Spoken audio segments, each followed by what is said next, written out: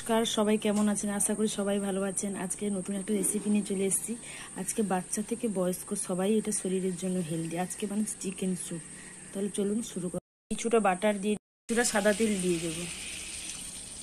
দিলে স্যুপটা খুব খেতে ভালো লাগবে। আপনারা চাইলে পুরোটা বাটারেই করুন। চিকেনগুলো দিয়ে দেবো, এগুলো হালকা ভাজবো। চিকেন দেবো আদা কুচি, রসুন কুচি, পেঁয়াজ কুচি, এরকম হালকা করে ভেজে। গাজর, বরবটি, বাঁধাকপি ইউজ করেছি। আপনারা চাইলে আরও কিছু সবজি অ্যাড করতে পারেন। দিয়ে দেবো গোলমরিচ।